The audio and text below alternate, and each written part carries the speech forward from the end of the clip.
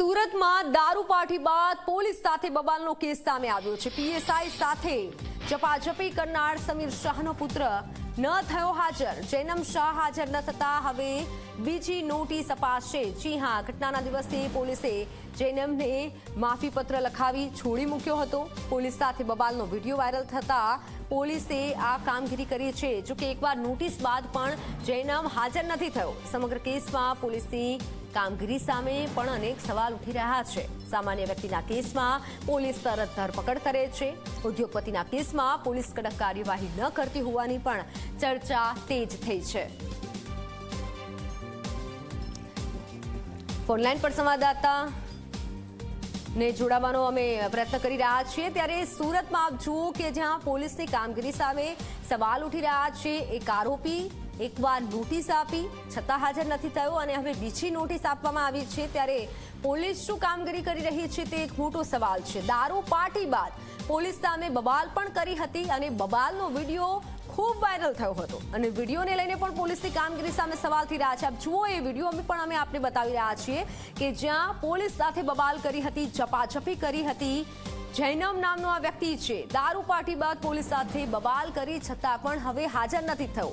PSI સાથે ઝપાઝપી કરનાર સમીર શાહનો પુત્ર જૈનમ કે જે હાજર નથી થયો। જૈનમ શાહ હાજર ન થતા બીજી નોટિસ હવે આપવામાં આવશે। બીજી નોટિસ અપાશે કારણ કે એક નોટિસનો કોઈ જવાબ નથી મળ્યો।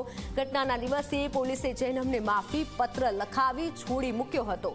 ફોનલાઈન પર સંવાદદાતા ચેતન જોડાઈ ચૂક્યા છે। ચેતન, એકવાર નોટિસ આપી છતાં કોઈ કાર્યવાહી નહીં અને હવે બીજી નોટિસ અપાશે ત્યારે પોલીસ સામે પણ અનેક સવાલ ઉઠી રહ્યા છે।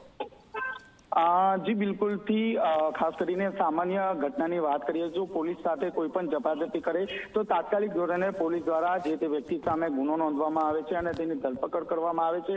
પરંતુ સુરતના વેસુ અલથાણ વિસ્તારમાં જે ઉદ્યોગપતિ છે તેનો જે પુત્ર છે જૈનમ શાહ તેને પીએસઆઈ સાથે ઝપાઝપી કરી હતી। તેની પાસે માફીનામું લખાઈ દેવામાં આવ્યું હતું અને ત્યારબાદ છોડી દેવામાં આવ્યું હતું। ત્યારબાદ G24 કલાક દ્વારા સતત જે અહેવાલ છે તે પ્રકાશિત કરવામાં આવ્યો હતો અને પોલીસ દ્વારા જૈનમ વિરુદ્ધ જે પોલીસની કાર્યવાહીમાં રૂકાવટનો જે ગુનો છે તે દાખલ કરવામાં આવ્યો છે। પરંતુ આટલા દિવસ વીતી ગયા હોવા છતાં પોલીસ દ્વારા જૈનમ શાહની ધરપકડ કરવામાં નથી આવી।